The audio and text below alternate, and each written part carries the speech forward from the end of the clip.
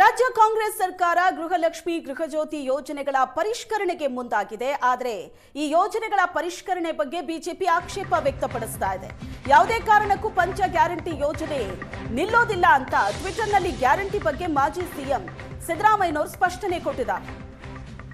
ವಿಪಕ್ಷ ಬಿಜೆಪಿ ಹೇಳ್ತಾ ಇರೋದು ಪರಿಷ್ಕರಣೆ ನೆಪದಲ್ಲಿ ಗ್ಯಾರಂಟಿ ಯೋಜನೆಗಳನ್ನ ಸ್ಟಾಪ್ ಮಾಡುತ್ತೆ, ನಿಲ್ಲಿಸುತ್ತೆ ಸರ್ಕಾರ ಅಂತ. ಆದರೆ ಈ ಬಗ್ಗೆ ಮಾಜಿ ಸಿಎಂ ಸಿದ್ದರಾಮಯ್ಯನವರು ಸ್ಪಷ್ಟನೆ ಕೊಟ್ಟಿದ್ದಾರೆ. ಯಾವುದೇ ಕಾರಣಕ್ಕೂ ಈ 5 ಗ್ಯಾರಂಟಿ ಯೋಜನೆ ಏನಿದೆ ಇದು ನಿಲ್ಲೋದಿಲ್ಲ ಅಂತ. ವಿಪಕ್ಷಗಳ ಅಪಪ್ರಚಾರಕ್ಕೆ ಕಿವಿಗೊಡಬೇಡಿ ಅಂತ ಮಾಜಿ ಸಿಎಂ ಸಿದ್ದರಾಮಯ್ಯನವರು ಮನವಿ ಮಾಡಿದ್ದಾರೆ. ಬಿಜೆಪಿ ಮೂಲತಃ ಬಡವರ ವಿರೋಧಿ ಪಕ್ಷ, ಗ್ಯಾರಂಟಿ ವಿರೋಧಿ. ಬಿಜೆಪಿ ಮಾಡ್ತಾ ಇರುವಂತ ಈ ಅಪಪ್ರಚಾರಕ್ಕೆ ಕಿವಿಗೊಡಬೇಡಿ ಅಂತ ಮಾಜಿ ಸಿಎಂ ಸಿದ್ದರಾಮಯ್ಯನವರು ಮನವಿ ಮಾಡಿದ್ದಾರೆ. ಬಿಜೆಪಿ ನಾಯಕರ ವರ್ತನೆ ಹತಾಶೆಯ ಪ್ರತೀಕ ಅಂತ ಕಿಡಿಕಾರಿದ್ದಾರೆ. ಟ್ವಿಟರ್ನಲ್ಲಿ ಗ್ಯಾರಂಟಿ ಬಗ್ಗೆ ಮಾಜಿ ಮುಖ್ಯಮಂತ್ರಿ ಸಿದ್ದರಾಮಯ್ಯನವರು ಸ್ಪಷ್ಟನೆ ಕೊಟ್ಟಿದ್ದಾರೆ. ಯಾವುದೇ ಕಾರಣಕ್ಕೂ ಪಂಚ ಗ್ಯಾರಂಟಿ ನಿಲ್ಲೋದಿಲ್ಲ ಅಂತ ಹೇಳಿದ್ದಾರೆ.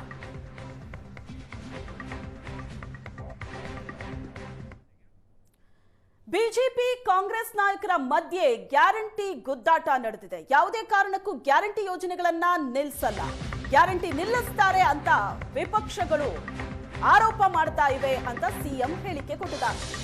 ಗ್ಯಾರಂಟಿ ನಿಲ್ಲಿಸ್ತಾ ಇಲ್ಲ, ಅರ್ಹರಿಗೆ ಗ್ಯಾರಂಟಿ ಯೋಜನೆಯ ಲಾಭ ಸಿಗಬೇಕು. ಬಿಜೆಪಿ ಅವರಿಗೆ ಯಾಕೆ ಆತಂಕ, ಅವರಿಗೆ ಯಾಕೆ ಸಮಸ್ಯೆ? ಬಿಜೆಪಿ ನಾಯಕರ ವಿರುದ್ಧ ಗೃಹ ಸಚಿವ ಪ್ರಿಯಾಂಕ್ ಖರ್ಗೆ ವಾಗ್ದಾಳಿ ನಡೆಸಿದ್ದಾರೆ. ಸರ್ಕಾರದ ದುಡ್ಡು ಬಳಕೆ ಆಗಬೇಕು, ಅದಕ್ಕೆ ಪರಿಷ್ಕರಣೆ ಮಾಡ್ತಾ ಇದ್ದೀವಿ. 1 ಲಕ್ಷ ಫಲಾನುಭವಿಗಳ ಕಡಿತದಿಂದ 200 ಕೋಟಿ ಉಳಿಸಬಹುದು ಸರ್ಕಾರ. ಗ್ಯಾರಂಟಿ ಪರಿಷ್ಕರಣೆ ಬಗ್ಗೆ ಸಚಿವ ಸತೀಶ್ ಜಾರಕಿಹೊಳಿ ಹೇಳಿಕೆ ಕೊಟ್ಟಿದ್ದಾರೆ. ಮಾಡಕ್ಕಾಗದೇ ಹೋದ ಕೆಲಸಗಳನ್ನೆಲ್ಲ ನಾವು ಮಾಡ್ತಾ ಇದ್ದೀವಿ. ಗ್ಯಾರಂಟಿನ ನಾವು ವಾಪಸ್ಸು ಯಾರು ಕರೆಕ್ಟು ಫೋಟೋಸು ಐಡೆಂಟಿಫಿಕೇಶನ್ ಬೇಕು. ಆಗ ಏನೋ ತರಾತುರಿಲಿ ಕೆಲವರೆಲ್ಲ ಯಾರ್ದೋ ಫೋನ್ ನಂಬರ್ ಕೊಟ್ಬಿಟ್ಟಿದ್ದಾರೆ, ಯಾರ್ದೋ ಅಕೌಂಟ್ಗೆ ದುಡ್ಡು ಹೋಗ್ತಾ ಇದೆ. ನಮಗೆ ನೇರವಾಗಿ ಕರೆಕ್ಟಾಗಿ ಅವ್ರ ಅಕೌಂಟ್ಗೆ ದುಡ್ಡು ಹೋಗ್ಬೇಕು. ಯಾರ್ಯಾರೋ ಡ್ರಾ ಮಾಡ್ತಾ ಇದ್ದಾರೆ, ಅದೆಲ್ಲ ನಮ್ಮ ಹತ್ರ ಎಲ್ಲ ದಾಖಲೆ ಇದೆ. ಆಮೇಲೆ ಕರ್ನಾಟಕದವ್ರಿಗೆ ನಾವು ಈ ಗ್ಯಾರಂಟಿ ಕೊಡ್ತಾ ಇರೋದು, ಹೊರಗಡೆ ರಾಜ್ಯದವ್ರಿಗೆ ಗ್ಯಾರಂಟಿ ಕೊಡ್ತಾ ಇಲ್ಲ. ಬಸ್ಸಲ್ಲಿ ಕರೆಂಟು ಕೂಡ ಕರ್ನಾಟಕ ರಾಜ್ಯದಲ್ಲಿ ಯಾರು ವೋಟ್ ಇದೆ ಅವ್ರು ಕೊಡಬೇಕು. ವೋಟ್ ಇಲ್ದವ್ರಿಗೆ ಯಾರು ಕೊಡ್ಬೇಕು, ಯಾಕೆ ಕೊಡ್ಬೇಕು ನಾವು? ಸೊ ನಾವು ಇಲ್ಲಿ ಯಾರು ಅರೆ ಗ್ಯಾರಂಟಿಗಳು ಕೊಡೋದು ನಾವು ಕೇಳಿದೀವೇನ್ರಿ? ಗ್ಯಾರಂಟಿಗಳು ಕೊಡ್ಲಿಕ್ಕೆ ನಾವು ರಾಜ್ಯ ಸರ್ಕಾರ ಹತ್ರ ನಾವೇನು ಕೈ ಚಾಚಿದೀವಾ? ಕೇಂದ್ರ ಸರ್ಕಾರ ಹತ್ರ ನಾವು ಗ್ಯಾರಂಟಿಗಳನ್ನ ನಡೆಸಲಿಕ್ಕೆ ನಿರ್ಮಲಾ ಸೀತಾರಾಮನ್ ಅವರಿಗೆ, ಸಿದ್ದರಾಮಯ್ಯ ಸಾಹೇಬ್ರಾಗಿರ್ಬೋದು, DK ಶಿವಕುಮಾರ್ ಸಾಹೇಬ್ರಾಗಿರ್ಬೋದು, ಯಾವತ್ತಾನ ನಾವು ಮನವಿ ಮಾಡ್ಕೊಂಡಿದ್ದೀವಾ? ಕೇಂದ್ರ ಪುರಸ್ಕೃತ ಯೋಜನೆಗಳಿಗೆ ನಮ್ಮ ಪಾಲನ್ನ ಕೊಡಿ ಅಂತ ಕೇಳ್ತಾ ಇರೋದು.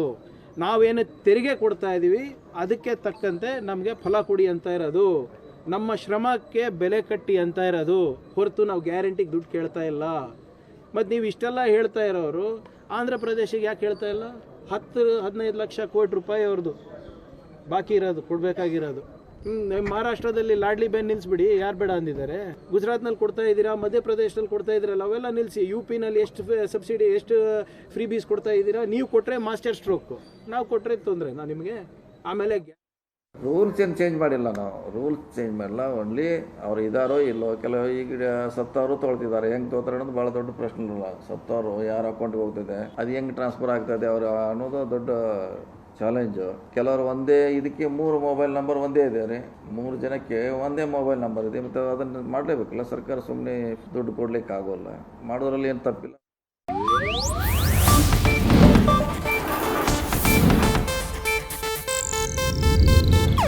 ಇದು ಏಷ್ಯಾನೆಟ್ ನ್ಯೂಸ್ ನೆಟ್ವರ್ಕ್ ಪ್ರಸ್ತುತಿ.